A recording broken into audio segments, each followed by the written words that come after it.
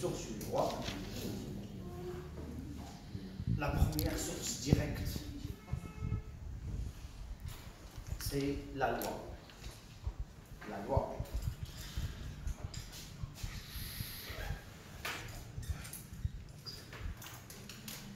La définition d'une loi.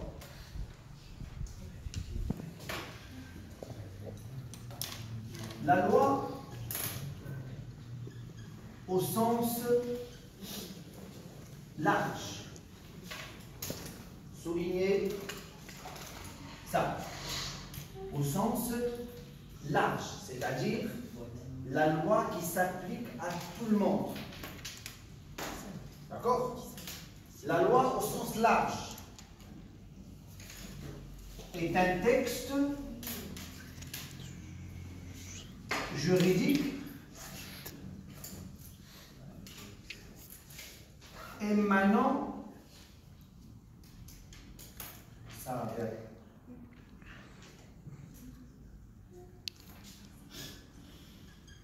d'un organe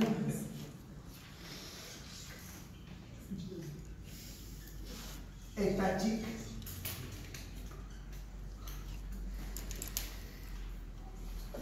compétent.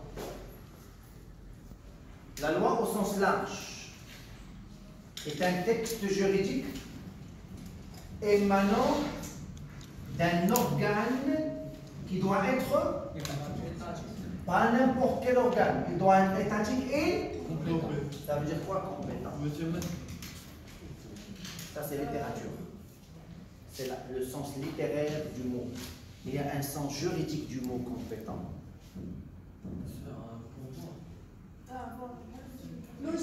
Son rôle principal, c'est d'élaborer des lois. Habilité à élaborer des lois. Mukhtas. Il ne fait que ça. Compétent.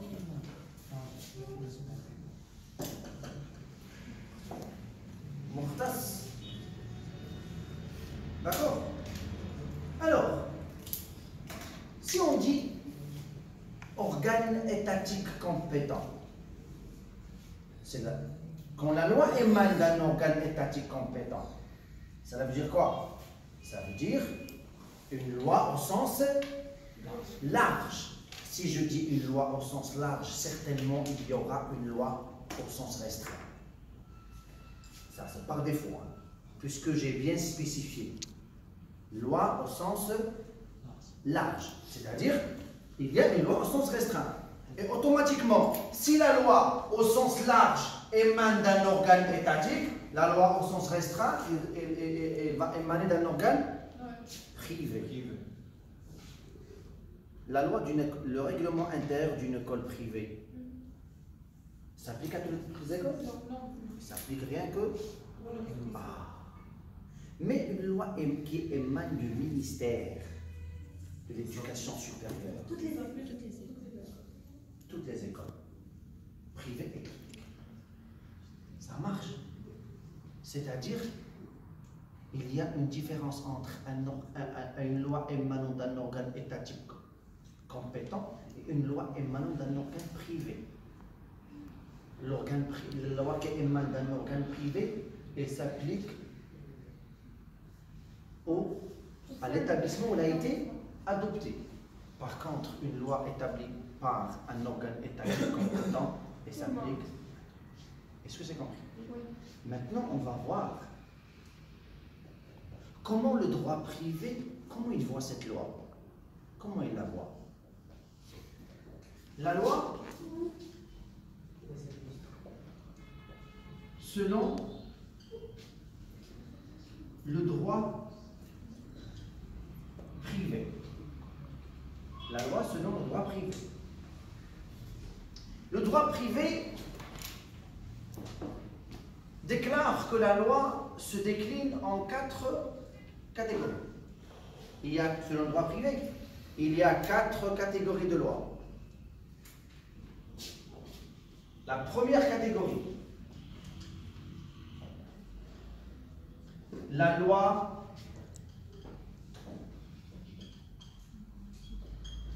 impérative ou prohibitive. La loi impérative, amira.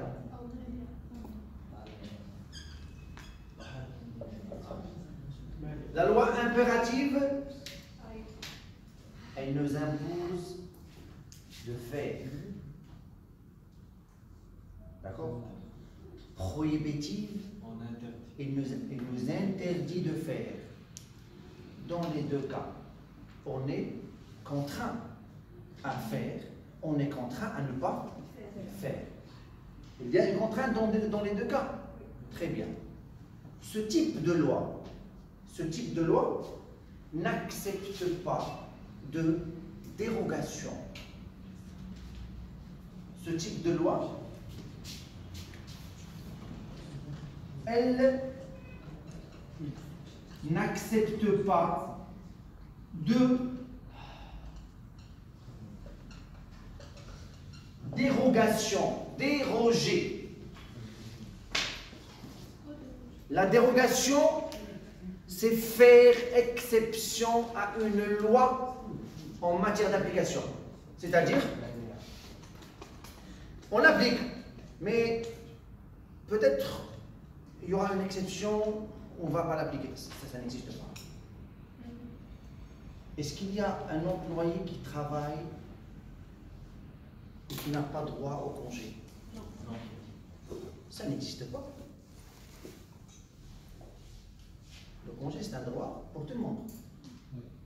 Un employeur, il ne peut pas dire à un employé, vous allez travailler pour moi, mais vous n'aurez pas de congé.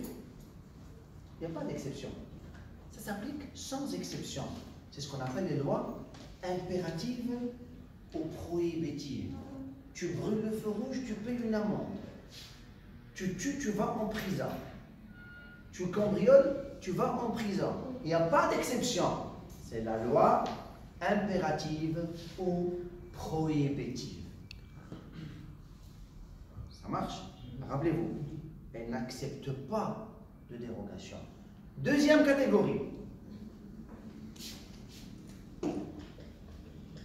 La loi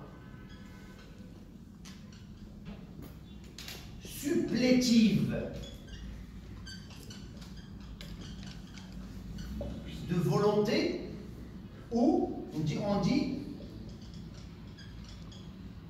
interprétative. Une loi supplétive de volonté, c'est la première n'accepte pas de dérogation.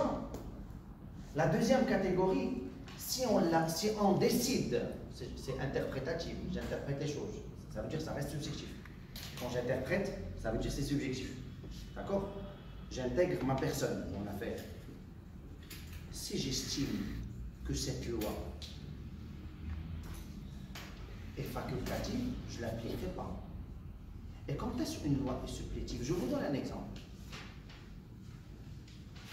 Si on ne l'applique pas, si on ne la respecte pas, on ne risque rien. C'est le cas d'un couple pendant le mariage, ça veut dire avant la signature de l'acte. Il y a un document qu'on intègre dans le dossier. C'est la liste des biens des deux, mari et mari, les deux, la femme et l'homme. On dépose la liste des biens qu'on a avant le mariage. La loi, il nous demande de faire ça. Si le couple estime que c'est facultatif, s'il ne dépose pas de liste, il ne risque rien. Il y a un couple qui va estimer que c'est important, hein, on se marie et on se prépare au divorce. Vous voyez? Vous voyez? Et un couple qui se dit, mais on ne va pas se marier pour divorcer quand même. C'est comme si je me prépare déjà. Qu'est-ce qu'on a fait ici? Il y avait une interprétation, deux interprétations différentes. Deux interprétations différentes concernant la même loi. Le premier couple, il l'a appliqué, le deuxième couple, il s'est dit, bon, c'est les facultatifs, c'est pas la peine que... L'inobservation de ce genre de loi n'entraîne pas de sanction. D'accord? Troisième et quatrième catégorie. La loi